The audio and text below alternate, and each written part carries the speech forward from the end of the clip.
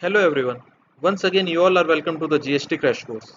आज का हमारा टॉपिक है tax invoice, credit and debit notes in GST.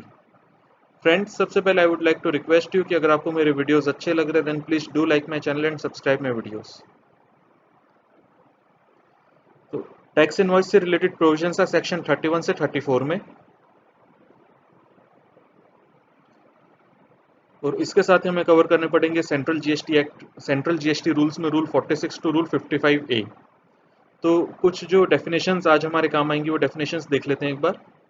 सबसे पहली डेफिनेशन है removal in relation to goods. Removal का भी सर्विसेज का नहीं होगा, खाली गुड्स के केस में होता है। तो रिमूवल का मीनिंग क्या है? गुड्स की सेल के दो क्राइटेरिया हैं, दो तरीके होते हैं कि या तो जो सेलर है, सप्लायर, वो डिस्पैच करे या फिर बायर रेसिपिएंट कलेक्ट करे। तो अगर सप्लायर भेज रहा है तो डिस्पैच ऑफ गुड्स, फिर वो चाहे सप्लायर करे या फिर कोई और पर्सन, चाहे ट्रांसपोर्टर और कोई और person on behalf of the supplier करे, या फिर कलेक्शन करे। कलेक्शन कौन करेगा? या तो बायर करे या कोई और third person on behalf of the buyer. तो जैसे डिस्पैच या कलेक्शन हो गया उसको हम बोलेंगे रिमूवल ऑफ गुड्स। फिर दूसरी डेफिनेशन है कंटिन्यूस सप्लाई ऑफ गुड्स। कई बार क्या होता है, कुछ गुड्स होते हैं जो कंटिन्यूसली रिकरेंट बेसिस पे सप्लाई होते रहते हैं, जैसे सीएनजी गैस सप्लाई होती रहती है पाइपलाइन के थ्रू। उस केस में हम डेली या पीरियोडिकली क्वांटिटी नहीं चेक करते, हम एक पीरियोडिक डेली नहीं चेक करते या कंटिन्यूसली चेक नहीं करते क्वांटिटी की, इस टाइम इतनी होगी, इस टाइम इतनी होगी। हम एक पीरियोडिक बेसिस पे, चाहे वीकली हो गया चाहे 15 डेज हो गया, हम एक स्टेटमेंट बना लेते हैं।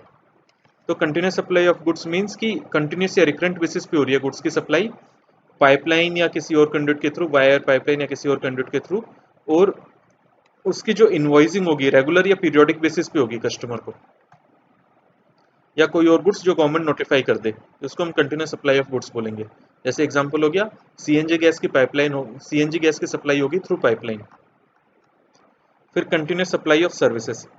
सर्विसेज के केस में भी वही है कि कंटिन्यूस या रिकरेंट बेसिस पे होनी चाहिए वो सप्लाई, बट इसमें एक टाइम पीरियड डिफाइन कर दिया, for a period exceeding 3 months. अगर 3 महीने से ज्यादा का है तभी कंटिन्यूस सप्लाई ऑफ सर्विस में आएगा, नहीं तो नहीं आएगा।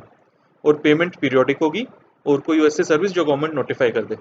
जैसे इंटरनल ऑडिट असाइनमेंट हो गया कि 1 साल की आपको इंटरनल ऑडिट करनी है, तो 3 महीने से ज्यादा का कॉन्ट्रैक्ट हो गया, और उसमें हम बिलिंग का डिसाइड कर लेते हैं कि मंथली बिलिंग होगी या फिर क्वार्टरली बिलिंग होगी। अब सेक्शन 31 में कुछ डॉक्यूमेंट्स बोले जो हमें पहले एक बार डॉक्यूमेंट्स देखने की, क्या क्या डॉक्यूमेंट्स को सेक्शन अट्रैक्ट करता है। सबसे पहले टैक्स इनवॉइस। टैक्स इनवॉइस हम इशू करते हैं when there is taxable supply of goods या सर्विसेज। एग्जाम्प्ट के केस में नहीं, only in case of taxable supply of goods और सर्विसेज और बोथ, तो टैक्स इनवॉइस इशू करते हैं। Revise tax invoice. फ्रेंड्स, मैं आपको बता दूं, जीएसटी में आपने एक बार टैक्स इनवॉइस बना दिया, उसको रिवाइज करने का कोई प्रोविजन नहीं है। यहाँ पे रिवाइज टैक्स इनवॉइस का खाली एक केस होता है कि जैसे मेरे को रजिस्ट्रेशन के लिए, हमने रजिस्ट्रेशन का चैप्टर पढ़ा था लास्ट क्लास में, जैसे मेरी सपोज 1 जनवरी को रजिस्ट्रेशन की लायबिलिटी आ गई थी, और मैंने 30 डेज के अंदर अंदर रजिस्ट्रेशन के लिए अप्लाई कर दिया। मैंने अप्लाई किया 20 जनवरी को और मेरे को रजिस्ट्रेशन मिल गया 25 जनवरी से। तो सर्टिफिकेट तो मेरे को 25 जनवरी को मिला, लेकिन मैंने सेल तो अपनी 1 जनवरी से 25 जनवरी तक भी करी थी। ये जो 25 डेज की सेल थी, मैं विदाउट रजिस्ट्रेशन तो मैं जीएसटी के अकॉर्डिंग इनवॉइस बना नहीं पा सकता था, क्योंकि मेरे को मेरे जीएसटी नंबर ही नहीं पता थे। तो जो मैंने उन 25 डेज के जो इनवॉइस बनाए, उन्हीं इनवॉइस को वापस रिवाइज करके बनाने को हम रिवाइज टैक्स इनवॉइस कहते हैं। मतलब for invoice already issued during the period, कौन सा, beginning with the effective date of registration till the date of issue of registration certificate. मतलब जिस दिन में से मैं रजिस्ट्रेशन मिल गया till the issue of registration certificate, जो उतने पीरियड का इनवॉइस होते हैं उनको हम रिवाइज करके बनाते हैं, उसको हम कहते हैं रिवाइज टैक्स इनवॉइस। और यही अगर मैं रजिस्ट्रेशन 30 डेज के बाद में अप्लाई करूं, तो फिर मेरी इफेक्टिव डेट होती है date of grant of registration certificate, फिर ये रिवाइज टैक्स इनवॉइस नहीं होंगे।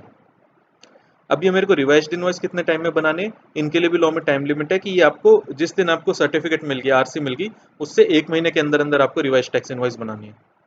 अब इसमें गवर्नमेंट ने एक ऑप्शन दे दिया कि अगर B2C सेल है, तो B2C सेल के केस में कंसोलिडेटेड रिवाइज टैक्स इनवॉइस बना सकते हो। पूरे जितना भी पीरियड था, 25 दिन, 1 महीना, जितना भी आपका पीरियड था, उतने पीरियड का आप कंसोलिडेटेड एक इनवॉइस बना सकते हैं इन केस ऑफ B2C सप्लाई। पर हाँ, अगर मेरी इंटर स्टेट B2C सप्लाई है और वैल्यू 2.5 लाख से ऊपर है, तो मैं कंसोलिडेटेड इनवॉइस नहीं बना सकता। मतलब मैं इंटर स्टेट में 2.5 लाख से नीचे तक का इनवॉइस बना सकता हूँ, वो भी स्टेट वाइज मेरे को अलग अलग बनाना पड़ेगा, क्योंकि हर इनवॉइस पे प्लेस ऑफ सप्लाई अलग होगी, तो मेरे को अलग अलग हर स्टेट का अलग अलग एक सिंगल इनवॉइस बना सकता हूँ। नेक्स्ट टर्म है कंसोलिडेटेड टैक्स इनवॉइस। अब नॉर्मली तो हमें जीएसटी वो टैक्स इनवॉइस हर सेल के साथ टैक्स इनवॉइस हमें इनवॉइस बनाना होता है, पर एक एग्जाम्पशन दे दी, कई बार 200 रुपये से कम की सेल होती है, 200 रुपये से कम की आइटम होता है और उसमें भी B2C सेल होती है, value is less than 200 rupees, recipient जो है कस्टमर अनरजिस्टर्ड है और कस्टमर को बिल नहीं चाहिए। जैसे सपोज आप शॉप पे गए, आपने कहा कि पेन चाहिए, तो 10 रुपये का 20 रुपये का आपने पेन ले लिया और पेन का आप वो बिल बना रहा होता, आप क्या तो बिल मेरे को नहीं चाहिए, अपने पास रख लो बिल। तो उस केस में ठीक है, आपने तो बिल नहीं लिया, लेकिन शॉपकीपर को तो उसके ऊपर जीएसटी पे करना है, तो जीएसटी पे करने के लिए उसको तो इनवॉइस बनाना पड़ेगा। फिर लॉ में एक प्रोविजन दे दिया, अगर ऐसे छोटे छोटे बिल आप बनाने लग जाओगे 200 रुपये से कम के B2C सेल के, B2B के केस में 10 रुपये का भी बिल बनाना पड़ेगा, लेकिन यहाँ बात हो रही है B2C की, कि आप क्योंकि अगले कस्टमर को जीएसटी का इनपुट लेना नहीं है, तो इसलिए लॉ में एक एग्जाम्पशन दे दी, अगर आप 200 रुपये से कम की सेल कर रहे हो और B2C सेल है जहां कस्टमर इनवॉइस की रिक्वायर डिमांड नहीं कर रहा, तो उस केस में आप डेली एक कंसोलिडेटेड इनवॉइस बना लो, तो उसको हम कहते हैं कंसोलिडेटेड टैक्स इनवॉइस, जहां हम सप्लाई के टाइम पे कोई इनवॉइस नहीं बना रहे, बट हाँ eight the end of the day हम जितने भी मेरी सेल हुई है उस तरीके की, उन सबका चाहे टोटल उनका 200 रुपये से ऊपर हो सकता है, सपोज एक 100 रुपये की होगी, एक 150 की होगी, एक, तो मैं 250 रुपये का एक बिल बना दूंगा at the end of the day. फिर bill of supply, bill of supply issue होती है अगर मेरी एग्जेम्प्टेड गुड्स की या सर्विसेज की सप्लाई है, या फिर कंपोजिशन स्कीम में हूं, मैं कंपोजिशन लेवी में हूँ। कंपोजिशन लेवी वो सर्विसेज वाली भी, और जो ओल्ड ओरिजिनल कंपोजिशन लेवी थी 1.5 सीआर की, वो वाली भी, दोनों ही कंपोजिशन लेवी में, या फिर एग्जेम्प्टेड गुड्स या सर्विसेज की सप्लाई कर रहा हूं, तो मैं बिल ऑफ सप्लाई इशू करूंगा, टैक्स इनवॉइस इशू नहीं करूंगा। और बिल ऑफ सप्लाई में भी एग्जाम्पशन दे दिया, अगर 200 रुपये से कम का है तो आपको बनाने की जरूरत नहीं, आप eight the end of the day consolidated बना लो। रिसिप्ट वाउचर, जीएसटी हमें पता है कि सप्लाई या payment received which ever is earlier उसके केस में लगता है, पर गुड्स के केस में एग्जाम्पशन मिल गई, पर सर्विसेज के केस में अब आज की डेट में भी एडवांस के ऊपर जीएसटी लगता है। तो जब अगर एडवांस के ऊपर आपको जीएसटी चार्ज करना है, तो उस केस में आपको रिसिप्ट वाउचर इशू करना पड़ेगा for advance received against supply. Receipt voucher के ऊपर मेरे को टैक्स भी चार्ज करना पड़ेगा और वो टैक्स गवर्नमेंट को पे भी करना पड़ेगा। अब एडवांस के केस में कई बार इशू प्रॉब्लम आ जाती है कि मैं सपोज मैं जो सप्लायर हूँ, मैं मल्टीपल रेट के आइटम्स, अगर मेरा ए सिंगल रेट का आइटम है तब तो मुझे पता है एडवांस किस चीज़ के लिए मिला है। कई बार मेरे को कस्टमर एडवांस दे देता है कि ये 10 लाख रुपए का एडवांस लो, और वो कौन सी सर्विस लेगा, मेरी 5% वाली लेगा, 12 वाली, 18, 28, कौन सी रेट की सर्विस लेगा मुझे नहीं पता। तो उस केस में गवर्नमेंट ने क्लियर कर दिया, अगर रेट आपको नहीं पता तो 18% जीएसटी चार्ज कर लो उस टाइम पे। सिमिलरली कई बार होता है मेरे को प्लेस ऑफ सप्लाई नहीं पता क्या बनेगा, उस केस में गवर्नमेंट ने कह दिया आप आईजीएसटी चार्ज कर लो। पर रिसिप्ट वाउचर हमें इशू करना, एडवांस जब मिला तो हमें रिसिप्ट वाउचर इशू करना है, और इन case of receipt of advance. अब रिफंड वाउचर, हमें एडवांस मिल गया, लेकिन ड्यू टू एनी रीजन वो कॉन्ट्रैक्ट एग्जीक्यूट नहीं हो पाया, हमने कोई सप्लाई नहीं की, हम टैक्स इनवॉइस नहीं बना सकते, और हमें वो एडवांस रिफंड करना पड़ गया। तो अगर आपको एडवांस रिफंड करना पड़ गया तो उस केस में हमें रिफंड वाउचर इशू करना होगा। फिर नेक्स्ट है सेल्फ इनवॉइस। आरसीएम के केस में सेल्फ इनवॉइस हमें इशू करना पड़ता है। आरसीएम हमें पता है सेक्शन 9 सबसेक्शन 3 और सेक्शन 9 सबसेक्शन 4, दो जगह आरसीएम होता है। तो ये सेल्फ इनवॉइस होगा जब गुड्स या सर्विसेज हम रिसीव कर रहे हैं where the supplier is unregistered. अगर हम रजिस्टर्ड सप्लायर से ले रहे हैं तब सेल्फ इनवॉइस नहीं बनाना। कब को बनाना है? खाली उसी केस में जब हम अनरजिस्टर्ड से सप्लाई ले रहे हैं। जैसे ट्रांसपोर्टर से हमने कोई सर्विस ली, तो उस केस में हमें रिवर्स चार्ज में जीएसटी पे करना है। अब अगर ट्रांसपोर्टर रजिस्टर्ड है तो हमें सेल्फ इनवॉइस नहीं बनाना, पर अगर ट्रांसपोर्टर अनरजिस्टर्ड है फिर उस केस में हमें सेल्फ इनवॉइस बनाना पड़ेगा। नेक्स्ट है पेमेंट वाउचर। अब आरसीएम में लायबिलिटी कब आती है? या तो at the time of receipt of goods या सर्विसेज, या eight the time of payment. तो अगर पेमेंट पहले कर रहे हैं हम, तो उस केस में पेमेंट के टाइम पे हमें पेमेंट वाउचर बनाना पड़ेगा, और इसमें हमें ये नहीं देखना कि सप्लायर अनरजिस्टर्ड है या रजिस्टर्ड है। उस केस में जहाँ पे भी हमारी आरसीएम की लायबिलिटी आएगी तो उस केस में हमें पेमेंट वाउचर बनाना पड़ेगा, चाहे सप्लायर अनरजिस्टर्ड हो वहाँ पे भी। इसमें एक डिफरेंस समझ लेना, सेल्फ इनवॉइस तभी बनेगा अगर सप्लायर अनरजिस्टर्ड है, और पेमेंट वाउचर चाहे सप्लायर रजिस्टर्ड हो या अनरजिस्टर्ड हो, दोनों केस में बनेगा। फिर एक और है डॉक्यूमेंट है जो जीएसटी में इशू करते हैं हम, डिलीवरी चालान। ये रूल 55 में कवर्ड है, डिलीवरी चालान। डिलीवरी चालान 4 केसेस में इशू करना होता है हमें। एक तो लिक्विड गैस की सप्लाई के केस में, क्योंकि उसके केस में हमें क्वांटिटी नहीं पता होती सेल के टाइम पे कितनी होगी। दूसरा, जॉब वर्क के लिए हम कुछ गुड्स भेज रहे हैं तो उस केस में डिलीवरी चालान होगा। तीसरा, कोई और ट्रांसपोर्ट हो रहा है गुड्स का अदर देन सप्लाई। जैसे जैसे मैं एक एग्जांपल हो गया, सेल ऑन अप्रूवल बेसिस पे। अप्रूवल बेसिस पे सेल के लिए मैं कुछ मटेरियल भेज रहा हूँ, तो मेरे पास उस केस में 6 मंथ्स का टाइम है। अभी आज की डेट में मेरे को नहीं पता सप्लाई होगी या नहीं होगी, तो वो मैं डिलीवरी चालान पे भेज सकता हूँ। या फिर मैं एग्जीबिशन में कुछ अपना मटेरियल भेजना है तो उस केस में डिलीवरी चालान पे भेज सकता हूँ। और लास्ट है अदर नोटिफाइड सप्लाई। अगर कोई गवर्नमेंट नोटिफाई कर दे तो उस केस में डिलीवरी चालान इशू होता है।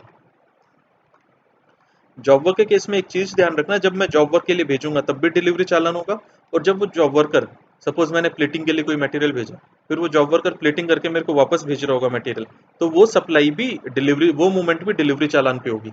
वो ठीक है, जॉब वर्कर अपने जॉब वर्क चार्जेस का एक इनवॉइस देता है, लेकिन वो इनवॉइस होता है खाली उसके सर्विस कंपोनेंट का। मैं उसके सर्विस के इनवॉइस के ऊपर गुड्स की मूवमेंट नहीं कर सकता, मेरे को उस टाइम पे डिलीवरी चालान बनाना होता है, और उसका ईवे बिल भी बनेगा। ईवे बिल हम आगे की क्लास में कवर करेंगे। अब time limit to issue invoice, ये time limit to issue invoice वैसे हम टाइम ऑफ सप्लाई के साथ कवर कर चुके हैं, एक बार वापस गो थ्रू कर लेते हैं। पहले गुड्स के केस में अगर रिमूवल ऑफ गुड्स हो रहा है, रिमूवल हमने पढ़ा भी कि कलेक्शन या डिस्पैच हो रही है, मतलब मूवमेंट हो रही है गुड्स की, तो अगर गुड्स की मूवमेंट हो रही है तो फिर eight the time of removal of goods, removal मतलब जब हम वो कलेक्ट कर रहे हैं कस्टमर, या फिर हमने डिलीवरी भेज दी अपनी फैक्ट्री से, भेज दिया मटेरियल। और अगर मूवमेंट नहीं है गुड्स की, तो at the time of delivery of goods और making available to the recipient. जैसे हमने एक एग्जांपल कवर किया था कि एक प्री इंस्टॉल्ड डीजी सेट है, हमने वो सेल कर दिया, तो जिस दिन हमने वो डीजी सेट रेसिपिएंट के मतलब कंट्रोल में दे दिया, वही हो जाएगा उसका टाइम ऑफ मतलब time limit to issue invoice. और सर्विस के केस में बिफोर तो आप कर सकते हो, सर्विस के केस में आफ्टर का भी प्रोविजन है प्रिस्क्राइब टाइम लिमिट का। तो नॉर्मल केस में तो 30 डेज है, और बैंकिंग इंश्योरेंस सेक्टर के केस में 45 days from the date of completion of service. और एक इसमें एक एक्सेप्शन हो रहा है कि जैसे कई बार क्या होता है कि डिस्टिंक्ट पर्सन होते हैं, जैसे रिलेटेड पर्सन होते हैं, मेरे एक दो ब्रांचेस हो गई, दोनों ब्रांचेस की आपस में जो सर्विस सप्लाई हो रही है, उस केस में गवर्नमेंट ने एक ऑप्शन दे दिया बैंकिंग, इंश्योरेंस और टेलीकॉम ऑपरेटर को, या कोई और नोटिफाइड सप्लायर। तो बैंकिंग, इंश्योरेंस, टेलीकॉम के केस में गवर्नमेंट ने एक ऑप्शन दे दिया कि अगर डिस्टिंक्ट पर्सन ब्रांच ट्रांसफर के case of supply of service हो रहा है, तो फिर इनवॉइस इशू करने का टाइम लिमिट है कि जब वो सप्लायर अपने बुक्स में रिकॉर्ड कर रहा है उस सेल को, या फिर एक्सपायरी ऑफ क्वार्टर, मतलब उस केस में आप क्वार्टरली इनवॉइस भी इशू कर सकते हो। आपको 90 डेज, मतलब जैसे आपने सपोज जून, अप्रैल, मई, जून तीनों महीने के इनवॉइस आप सिंगल इनवॉइस जून क्वार्टर में इशू कर सकते हो 30 जून तक। तो ये गवर्नमेंट ने क्वार्टरली इनवॉइसिंग का ऑप्शन दे दिया इन case of branch transfer of services, in case of banking, insurance and telecom sector. फिर नेक्स्ट है continuous supply of goods. Continuous supply of goods हमने जैसे देखा कि हम कोई पाइपलाइन के थ्रू कुछ गुड्स की सप्लाई कर रहे हैं, तो अगर जब वो स्टेटमेंट ऑफ अकाउंट या सक्सेसिव पेमेंट आएगी, तो उस दिन जब मैं स्टेटमेंट इशू करूंगा या जब मैं पेमेंट मिलेगी, इसमें मैं ड्यू डेट नहीं देखनी, गुड्स के केस में एक्चुअल डेट देखनी है। और सर्विसेज के केस में अगर ड्यू डेट मुझे पता है कॉन्ट्रैक्ट से, तो ड्यू डेट ऑफ पेमेंट, जैसे मैंने कॉन्ट्रैक्ट एंटर कर लिया कि हर महीने की फिफ्थ को मैं पेमेंट करूंगा, तो फिफ्थ हो गया मेरे टाइम ऑफ सप्लाई, मतलब इनवॉइस इशू करने का टाइम लिमिट। और अगर ड्यू डेट नहीं पता, तो एक्चुअल डेट ऑफ पेमेंट, अगर payment link to completion of event, तो actual date of completion of event. और अगर गुड्स मैंने अप्रूवल बेसिस पे सेल करें, तो फिर मेरे को 6 महीने का टाइम मिल जाता है, जिस दिन गुड्स अप्रूव हो जाए, या फिर 6 months, which ever is earlier.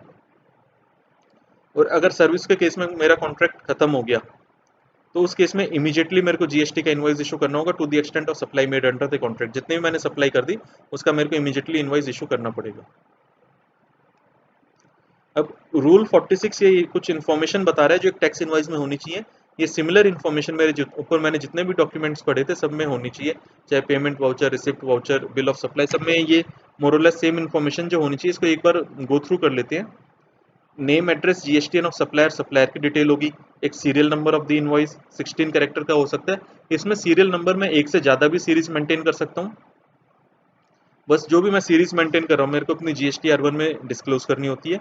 Date of issue of invoice, यहाँ पे टाइम इशू करने की रिक्वायरमेंट नहीं है। एक्साइज में पहले टाइम ऑफ रिमूवल भी होता था, पर जीएसटी में ऐसा नहीं है, जीएसटी में खाली डेट ऑफ इशू है। फिर रेसिपिएंट की डिटेल, इसको थोड़ा सा एक बार डिस्कस कर लेते हैं। अगर रेसिपिएंट मेरा रजिस्टर्ड है, B2B सप्लाई है, तो name, address and GSTN, obviously उस केस में उसका जीएसटी भी होगा मेरे पास, नेम, एड्रेस एंड जीएसटीएन। लेकिन अगर रेसिपिएंट अनरजिस्टर्ड है और सप्लाई मेरी 50,000 रुपीज से ज़्यादा है, मतलब इनवॉइस मेरा 50,000 से ज़्यादा है, तो उस केस में नेम एंड एड्रेस, जीएसटीएन मेरे पास होगा नहीं, एड्रेस ऑफ डिलीवरी और स्टेट नेम एंड कोड, मतलब कौन सी स्टेट में, जैसे हरियाणा का कोड हो गया 06, दिल्ली का कोड हो गया 07, मतलब मेरे को फिर जीएसटीएन नहीं डालना है कस्टमर का, मेरे को उसका स्टेट कोड डालना है। ये तो तब हो गया अगर रेसिपिएंट अनरजिस्टर्ड है और सप्लाई मेरी 50,000 से ज़्यादा है। और यही चीज़ मेरे को एक और केस में डालनी पड़ेगी, अगर रेसिपिएंट अनरजिस्टर्ड है और इनवॉइस वैल्यू मेरी 50,000 से कम है, लेकिन कस्टमर ने मेरे से रिक्वेस्ट कर ली, कस्टमर ने कह दिया कि नहीं मेरे को मेरी कस्टमर की नेम, एड्रेस और सारी डिटेल डाल के दो, तो उस केस में भी हमें डालनी पड़ेगी। पर हाँ, अगर बिल 50,000 से कम का है, कस्टमर अनरजिस्टर्ड है और वो मुझसे कुछ डिटेल नहीं मांग रहा, तो मैं कस्टमर के रेसिपिएंट की डिटेल के बिना भी इनवॉइस इशू कर सकता हूँ। जैसे नॉर्मली होता है, हम कोई इनवॉइस लेने जाते हैं, हमें कैश वाउचर बोल के दिया जाता है। जैसे आप किसी कहीं पे भी जाते हैं तो कोई ज़रूरी नहीं है कि कस्टमर आपको अपना नाम बताए, वो आप फिर उस केस में सिंपल कैश वाउचर बना देते हैं, तो वो भी जीएसटी में अलाउड है, प्रोवाइडेड कस्टमर अनरजिस्टर्ड है और इनवॉइस वैल्यू 50,000 से कम है। अब अगर एक्सपोर्ट का इनवॉइस हो गया तो उस केस में स्टेट नेम की जगह, क्योंकि एक्सपोर्ट में भी कस्टमर अनरजिस्टर्ड होता है, फॉरेन कस्टमर होता है, तो स्टेट के नेम की जगह कंट्री का नेम आ जाएगा जिस कंट्री का कस्टमर बिलोंग करता है। फिर नेक्स्ट रिक्वायरमेंट है एचएसएन कोड। गुड्स के केस में एचएसएन कोड होता है, सर्विसेज के केस में सर्विस अकाउंटिंग कोड होते हैं। तो उसके केस वो हमें मेंशन करनी, इसमें एक नोटिफिकेशन है, गवर्नमेंट की रिलैक्सेशन दे रखी है कि अप टू 1.5 सीआर है आपकी टर्नओवर तो आपको नहीं डालने, अप टू 5 सीआर है, 1.5 से 5 सीआर है तो 2 डिजिट्स, और 5 सीआर से ज़्यादा है तो 4 डिजिट के आपको एचएसएन कोड मेंशन करने हैं। नॉर्मली एचएसएन कोड 8 डिजिट्स होते हैं, पर जीएसटी लॉ में खाली 4 डिजिट तक मांगे हैं। फिर डिस्क्रिप्शन, क्वांटिटी वगैरह ये सब हम डाल देंगे। Value of goods, rate of tax, rate हमें टैक्स की अमाउंट और रेट दोनों सीजीएसटी एसजीएसटी जो भी टैक्स है हमें अलग अलग शो करना जरूरी है। प्लेस ऑफ सप्लाई अगर इंटर स्टेट सप्लाई है फिर वो tax payable under reverse charge और सिग्नेचर। अब अगर जीरो रेटेड सप्लाई है, मतलब मेरी एक्सपोर्ट है या फिर एसईजेड यूनिट को सप्लाई है, तो उस केस में मेरे को एक एंडोर्समेंट डालनी होगी इनवॉइस के ऊपर। एक्सपोर्ट दो तरीके से होता है, हम रिफंड के चैप्टर में इसे कवर करेंगे वापस। एक्सपोर्ट दो तरीके से होता है, या तो एक टैक्स चार्ज करके या फिर अगेंस्ट एलयूटी जब विदाउट पेमेंट ऑफ टैक्स। तो जब अगर टैक्स चार्ज करके होता है तो हमें उस पर लिखना है supply meant for export on payment of IGST, और अगर एलयूटी के अगेंस्ट है तो supply meant for export under LUT और bond without payment of IGST. अब एक ये नई अमेंडमेंट आई है, नया प्रोविजन आया है कि गवर्नमेंट में notify class of persons to have QR code on invoice. आजकल क्या है, गवर्नमेंट ये डिजिटल पेमेंट को थोड़ा प्रमोट कर रही है, तो उसके लिए गवर्नमेंट कुछ लोगों को कह सकती है कि आपके इनवॉइस के ऊपर क्यूआर कोड होना कंपलसरी है। जैसे कोई पेटीएम के थ्रू या भीम यूपीआई ऐप के थ्रू कोई पेमेंट करना चाहे तो उसके लिए क्यूआर कोड आपके इनवॉइस पे होना जरूरी है। तो उसके लिए गवर्नमेंट ने नोटिफाई भी किया है वो कंपनीज जिनकी टर्न वो एंटिटीज जिनकी टर्नओवर 500 सीआर से ज़्यादा है, 500 करोड़ से ज़्यादा टर्नओवर है, और B2C सप्लाई कर रहे हो, तो B2C सप्लाई के केस में आपके इनवॉइस के ऊपर क्यूआर कोड होना कंपलसरी है। इस प्रोविजन को एक बार डेफर कर दिया टिल 1 अक्टूबर 2020। फिर एक है कि अगर हमारी टैक्सेबल सप्लाई है तो हमें इनवॉइस इशू करना होता है, और एग्जाम्प्ट सप्लाई है तो बिल ऑफ सप्लाई इशू करना होता है। लेकिन अगर हम दोनों सप्लाई एक साथ कर रहे हैं और अनरजिस्टर्ड पर्सन को कर रहे हैं तो हम invoice come bill of supply भी इशू कर सकते हैं। लेकिन रजिस्टर्ड को कर रहे हैं तो दोनों के केस में अलग अलग करना पड़ेगा। अब manner of issue of invoice. Goods का इनवॉइस ट्रिप्लीकेट होता है, 3 कॉपीज होती है, original for recipient, duplicate for transporter और डुप्लीकेट फॉर सप्लायर। सर्विसेज के केस में ट्रांसपोर्टर नहीं होता तो सर्विसेज के केस में डुप्लीकेट कॉपी होती है, एक रेसिपिएंट के पास रहती है, एक डुप्लीकेट सप्लायर के पास होती है। और एक ई इनवॉइसिंग, ई इनवॉइसिंग भी क्यूआर कोड की तरह डेफर हो गया। इसके रूल 48 में डाले गए इसके प्रोविजंस कि इस केस में क्या है कि गवर्नमेंट नोटिफाई कर सकती है कुछ क्लास ऑफ पर्सन जिनको एक गवर्नमेंट ने पोर्टल बना रखे हैं ई इनवॉइसिंग के लिए। गवर्नमेंट ने अराउंड 10 वेबसाइट्स बना रखी हैं अपनी, जैसे ई वे बिल की वेबसाइट है, ऐसे ई इनवॉइसिंग के लिए अलग वेबसाइट बना रखी है। तो उसमें जो इनवॉइस की सारी डिटेल होती है, जो ऊपर हमने रूल 46 में देखी थी डिटेल्स, वो सारी डिटेल्स एक INV01 करके गवर्नमेंट का फॉर्मेट है, उस फॉर्मेट में हमें उस वेबसाइट पे अपलोड करनी है। तो वहाँ पे अपलोड करके हमें एक इनवॉइस रेफरेंस नंबर जनरेट होगा, तो वो एक तरह से हमारा इनवॉइस नंबर माना जाएगा। मतलब वो इनवॉइस रेफरेंस नंबर जनरेट करना कंपलसरी है, और उसके बाद ही अपना इनवॉइस, मतलब जो हमारा इनवॉइस है वो प्रॉपर माना जाएगा। उससे क्या होगा, वो सारा इनवॉइस गवर्नमेंट के पास ऑटोमेटिकली रिकॉर्ड हो जाएगा। और अगर ऐसे पर्सन, जैसे ये किनके लिए नोटिफाई किया गवर्नमेंट ने, जिनकी टर्नओवर 100 करोड़ से ज़्यादा है, तो उन लोगों के लिए ई इनवॉइसिंग नोटिफाई करिए गवर्नमेंट ने, लेकिन इसको भी डेफर कर दिया 1 अक्टूबर 2020 तक। तो अगर 100 करोड़ से ज़्यादा के सपोज अक्टूबर के बाद अगर नॉर्मल इनवॉइस इशू करते हैं तो वो वैलिड नहीं माना जाएगा, उनको ई इनवॉइसिंग करनी पड़ेगी, और जिनके ऊपर ई इनवॉइसिंग लग गया उनके लिए फिर नॉर्मल इनवॉइस वैलिड नहीं माना जाएगा।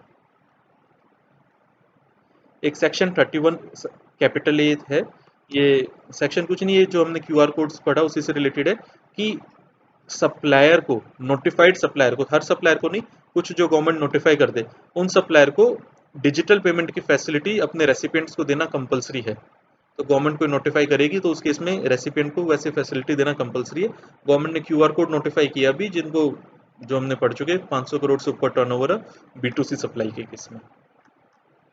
फिर सेक्शन 32, सेक्शन 32 कहता है कि आप अनऑथराइज टैक्स कलेक्ट नहीं कर सकते। अगर आप अनरजिस्टर्ड पर्सन हो तो आप टैक्स कलेक्ट ही नहीं कर सकते, और अगर आप रजिस्टर्ड हो तब भी आप टैक्स एज पर लॉ ही कलेक्ट कर सकते हो। लॉ से ज़्यादा टैक्स आप लीगल, उससे ज़्यादा आप टैक्स कलेक्ट नहीं कर सकते। अब इसमें काफ़ी बड़ा डिस्प्यूट आएगा वो, कि अगर हमने टैक्स कलेक्ट कर लिया तो वो गवर्नमेंट को डिपॉजिट कराना है या नहीं कराना, गवर्नमेंट उस टैक्स को ले सकती है क्या, ये काफ़ी बड़ा डिस्प्यूट होता है। फिर सेक्शन 33, सेक्शन 33 कहता है जो आपका टैक्स का अमाउंट है वो आपको इनवॉइस पे और बाकी जहाँ पे भी रिक्वायर्ड हो उन प्लेसेस पे अलग से मेंशन करना कंपलसरी है। नेक्स्ट है हमारा सेक्शन 34, ये बात करता है क्रेडिट और डेबिट नोट की। आप इसको इस तरीके से समझ लो, क्रेडिट नोट होता है जब मैं सेल्स रिटर्न कर रहा हूँ या फिर मेरी वैल्यू कम हो रही है, सेल की वैल्यू कम हो रही है। मैंने सपोज 100 रुपीज़ की सेल करी, उसकी वैल्यू अब 90 रुपीज़ हो रही है, तो मैं 10 रुपीज़ का क्रेडिट नोट इशू करूंगा। और वही अगर 100 से बढ़ के वैल्यू उसकी 105 रुपीज़ हो रही है तो मैं 5 रुपये का डेबिट नोट इशू करूंगा। तो क्रेडिट नोट के केस में मैं अपनी जीएसटी लायबिलिटी कम करूंगा और डेबिट नोट के केस में जीएसटी लायबिलिटी अपनी बढ़ाऊंगा, क्योंकि डेबिट नोट एक तरह से मेरी सेल की तरह हो गया। तो क्रेडिट नोट या डेबिट नोट, इसमें वन या वन और मोर टैक्स इनवॉइसेस, मतलब मैं मल्टीपल इनवॉइसेस के अगेंस्ट सिंगल क्रेडिट या डेबिट नोट भी इशू कर सकता हूँ। वेयर वन और more tax invoices have been issued, मैंने एक या एक से ज़्यादा इनवॉइस इशू किए हैं और जो मैंने वैल्यू चार्ज करी थी it is more than the actual value, मतलब मेरी एक्चुअल वैल्यू कम है, मैंने इनवॉइस पे वैल्यू ज़्यादा चार्ज कर ली। जैसे मैंने एग्जांपल दिया कि मेरी एक्चुअल वैल्यू 90 रुपीज़, इनवॉइस में मैंने वैल्यू चार्ज कर ली 100 रुपीज़। या फिर गुड्स रिटर्न कर दिए कस्टमर ने या सर्विसेज डेफिशिएंट है, तो उस केस में सप्लायर में इशू वन और more credit note for a financial year, मतलब मैं एक से ज्यादा इनवॉइस के अगेंस्ट सिंगल क्रेडिट नोट भी इशू कर सकता हूँ या मल्टीपल भी इशू कर सकता हूँ for a particular financial year. और ये कंपलसरी नहीं है क्रेडिट नोट इशू करना, ये ऑप्शनल है, सप्लायर के पास ऑप्शन है। और डेबिट नोट के केस में अगर आपने वैल्यू इनवॉइस पे कम चार्ज करी है एक्चुअल वैल्यू से, या फिर आपको सप्लीमेंट्री इनवॉइस इशू करना है, तो उस केस में सप्लायर शैल इशू वन और more debit note for a financial year. Debit note में भी वही मेरे पास ऑप्शन है कि एक साल का सिंगल डेबिट नोट भी इशू कर सकता हूँ, पर उसमें कंपलसरी डेबिट नोट इशू करना, क्योंकि क्रेडिट नोट में तो क्या होता है गवर्नमेंट आप टैक्स की लायबिलिटी कम कर रहे हो तो वो तो ऑप्शनल रख दिया, डेबिट नोट में टैक्स की लायबिलिटी बढ़ रही है सप्लायर की, इसलिए डेबिट नोट इशू करना कंपलसरी है। और फिर इनकी क्रेडिट नोट डेबिट नोट की डिटेल्स अपने रिटर्न में भी देनी होती है। अब क्रेडिट नोट के लिए अगेन टाइम लिमिट डाल दी गवर्नमेंट ने कि जैसे September following the end of the financial year, जैसे मेरे को मार्च फाइनेंशियल ईयर 1920 के लिए कोई क्रेडिट नोट इशू करना है तो उसके लिए टाइम लिमिट है 30 सितंबर 2020 या date of filing annual return whichever is earlier. पर डेबिट नोट के केस में हम टैक्स की लायबिलिटी ज़्यादा पे कर रहे हैं तो उसके केस में कोई टाइम लिमिट नहीं है। और एक चीज़ और है कि क्रेडिट नोट के केस में वो हम लायबिलिटी तभी कम करेंगे अगर उसका इंसिडेंस हमने आगे पास ऑन नहीं किया, तभी। अब एक थोड़ी एक प्रैक्टिकल प्रॉब्लम समझ लेते हैं। कई बार क्या होता है कि सेल्स रिटर्न होती है, तो सेल्स रिटर्न में रेसिपिएंट होता है जो कस्टमर होता है, उसके पास दो ऑप्शन होते हैं। वो उसको या तो सेल्स रिटर्न को ऐसे फ्रेश सप्लाई मान के टैक्स इनवॉइस पे रिटर्न करे और फिर हम उसे एज ए परचेज रिकॉर्ड करेंगे और उसका इनपुट ले लेंगे उस बिल का। और दूसरा ऑप्शन होता है कि कस्टमर जो हमें मटेरियल भेजेगा वो डिलीवरी चालान पे भेजेगा। कस्टमर डेबिट नोट इशू नहीं कर सकता, उसके लिए वो जीएसटी पर्पज से डिलीवरी चालान होगा और उस डिलीवरी चालान के अगेंस्ट जो सप्लायर होगा वो क्रेडिट नोट इशू कर सकता है। जीएसटी में डेबिट या क्रेडिट नोट खाली सप्लायर इशू कर सकता है, रेसिपिएंट नहीं कर सकता। वो अकाउंटिंग पर्पज से इशू कर ले, पर जीएसटी पोर्टल में जिसका जीएसटी का इंपैक्ट होगा वो सप्लायर का डॉक्यूमेंट ही माना जाएगा, क्रेडिट और डेबिट नोट। रेसिपिएंट का डेबिट हो या क्रेडिट नोट की कोई वैल्यू नहीं है जीएसटी में। तो रेसिपिएंट के पास दो ऑप्शन है, या तो वो इनवॉइस के ऊपर वो सेल्स रिटर्न करे, फिर सप्लायर उसे एज ए परचेज डाले, या फिर अगर उसको एज ए परचेज रिटर्न डालनी है सब वो कस्टमर को, तो फिर वो डिलीवरी चालान पे भेजेगा गुड्स और जो सप्लायर है उसके अगेंस्ट क्रेडिट नोट इशू करेगा। और क्रेडिट नोट के केस में हमने वैल्यूएशन के चैप्टर में ही पढ़ा था, अगर हमें डिस्काउंट दे रहे हैं या कहीं वैल्यू कम हो रही है तो क्रेडिट नोट तभी इशू होगा जीएसटी का अगर जो डिस्काउंट है हमारा इन टर्म्स ऑफ एग्रीमेंट है और स्पेसिफिकली लिंक टू इनवॉइसेस है। अब कुछ स्पेशल टाइप ऑफ इनवॉइसेस हैं जीएसटी में, उनको एक बार डिस्कस कर लेते हैं। रूल 54 में कवर्ड है ये। जैसे आईएसटी, एक तो आईएसटी इंटर वो आईएसटी का इनपुट सर्विस डिस्ट्रीब्यूटर का एक तो नॉर्मल इनवॉइस हो गया। एक उस केस में कई बार क्या होता है, जैसे सपोज मेरी दिल्ली में दो यूनिट्स हैं, एक मेरा नॉर्मल रजिस्ट्रेशन और एक मेरा आईएसटी रजिस्ट्रेशन है, तो मेरे को कोई कॉमन सर्विस मिली फॉर अदर ब्रांचेस ऑल्सो, तो आइडियली तो मेरे को वो अपनी आईएसटी यूनिट में लेनी चाहिए थी, पर जो सप्लायर था उसने गलती से मेरा नॉर्मल यूनिट का जीएसटी नंबर डाल दिया। तो उस केस में लॉ में एक प्रोविजन दे दिया कि अगर आपकी नॉर्मल यूनिट और आईएसटी की यूनिट दोनों एक ही स्टेट में है और आपका कोई कॉमन इनपुट का इनवॉइस, कॉमन सर्विस का इनवॉइस आपकी नॉर्मल यूनिट पे आ गया, तो उसका क्रेडिट आप आईएसटी के ऊपर ट्रांसफर कर सकते हो। Transfer of common credit from registered person to IST, same PAN number obviously and same state code. मतलब दोनों दिल्ली में है तब हो सकता है। उसके केस में मैं जो इनवॉइस इशू करूंगा अपनी आईएसटी यूनिट को, उसमें बाकी डिटेल्स तो मेरे को नॉर्मल इनवॉइस की डालनी पड़ेगी, उसके अलावा जो मेरे को ओरिजिनल इनवॉइस मिला था, जो थर्ड पार्टी का या आउटसाइडर का जो मेरे को ओरिजिनल इनवॉइस था, उसकी डिटेल भी देनी होगी, GSTN of the supplier and original invoice detail मेरे को वो भी मेंशन करनी होगी। दूसरा बैंकिंग इंश्योरेंस सेक्टर के लिए एग्जाम्पशन है। एक तो इनके लिए 45 डेज का टाइम लिमिट था, वो हम ऊपर कवर कर चुके। बाकी उनके पास एक ऑप्शन है कि वो एक कंसोलिडेटेड टैक्स इनवॉइस इशू कर सकते हैं for supply of services during the month. मतलब मंथली बेसिस पे कंसोलिडेटेड टैक्स इनवॉइस इशू कर सकते हैं। उसमें सीरियल नंबर डालने की भी जरूरत नहीं है, और जो रेसिपिएंट है उसका एड्रेस डालने की भी जरूरत नहीं है। उसका नाम तो डालना पड़ेगा, और उसका एड्रेस डालना ऑप्शनल है।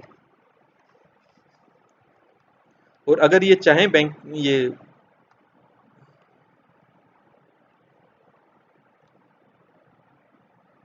बैंकिंग इंश्योरेंस में अगर 200 रुपये से कम की सप्लाई हो रही है और वो अनरजिस्टर्ड को सप्लाई कर रहे हैं, तो उनके पास डेली इन्वॉइसिंग का भी ऑप्शन है।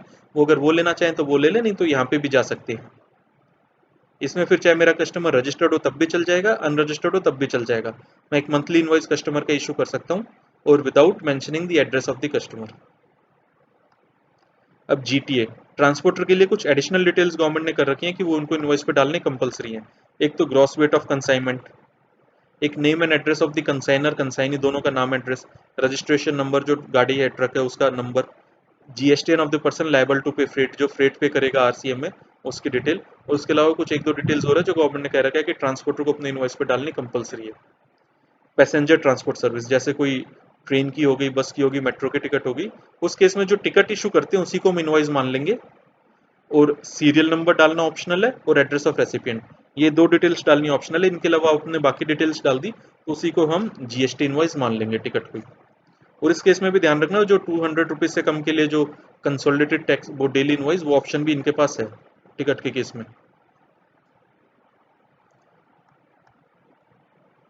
अब एक लास्ट ऑप्शन है, आप कोई मूवी देखने गए, फिल्म देखने गए इन मल्टीप्लेक्स स्क्रीन, तो मल्टीप्लेक्स स्क्रीन को ई टिकट इशू करनी कंपलसरी होती है। तो जो उन्होंने इलेक्ट्रॉनिक टिकट इशू करेंगे हम उसी को इनवॉइस मान लेंगे। उस केस में सीरियल नंबर तो अपने आप आ जाएगा इलेक्ट्रॉनिक टिकट पे। कस्टमर का एड्रेस डालना उनके लिए ऑप्शनल है। मतलब वो अगर कस्टमर के एड्रेस के बिना ई टिकट इशू कर देते हैं तो हम उसी को जीएसटी इनवॉइस मान लेंगे। और ये एक ऐसी अकेली एंट्री है जो अगर चाहे 200 रुपये से कम की भी सेल हो तब भी इनके पास डेली कंसोलिडेटेड इनवॉइसिंग का ऑप्शन अवेलेबल नहीं है। जो ऊपर हमने देखा था कि उस टाइम तो आप सप्लाई कर दो विदाउट इनवॉइस और डेली का एक इनवॉइस बना दो। तो अगर आप मल्टीप्लेक्स स्क्रीन में मूवी देखने गए तो उनके पास ये ऑप्शन नहीं है कि वो 200 रुपये से कम की सेल के केस में, सर्विस के केस में इनवॉइस इशू नहीं करें। उनको हर टिकट के अगेंस्ट इनवॉइस, या मतलब हर सप्लाई का इनवॉइस इशू करना जरूरी है। और उनके लिए गवर्नमेंट ने ऑप्शन दे दिया कि जो इलेक्ट्रॉनिक टिकट आप इशू करोगे उसी को इनवॉइस मान लिया जाएगा।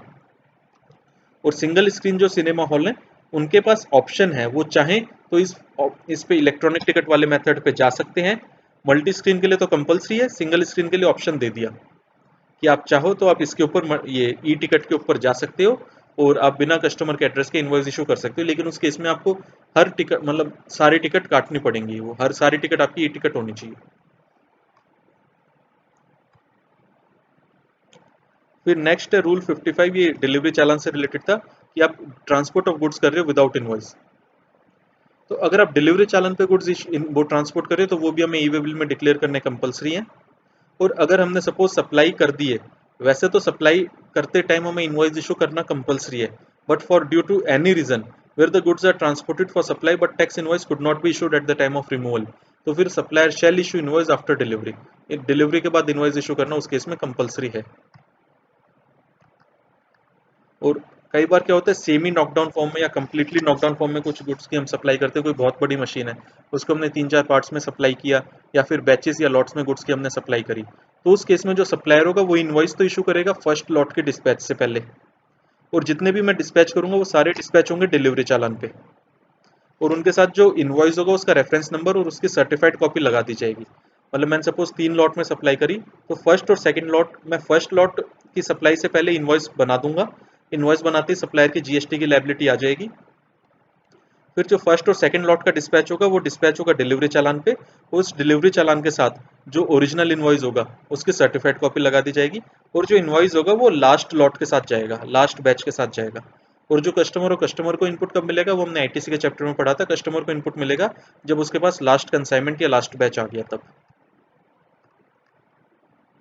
रूल 55A, ये रूल कहता है कि टैक्स हम अगर ई वे बिल नहीं बना रहा ट्रांस वो जो गुड्स इन वो person in charge of the conveyance है, जैसे ट्रक का ड्राइवर है जो भी इंचार्ज है व्हीकल का, अगर उसको ई वे बिल कैरी नहीं करना, जैसे सपोज मेरा 50,000 रुपये से कम का सप्लाई है, या फिर मैं वेटमेंट के लिए लेके जा रहा हूँ, तो कई जगह ई वे बिल में एग्जाम्पशन है। अगर ई वे बिल कैरी नहीं कर रहे तो उस केस में टैक्स इनवॉइस या बिल ऑफ सप्लाई ले जानी कंपलसरी है। तो फ्रेंड्स, इसी के साथ हमारा टैक्स इनवॉइसिंग का भी चैप्टर खत्म हो गया। तो अगर आपको मेरे वीडियोस अच्छे लग रहे हैं then please do like and subscribe my channel. Thank you.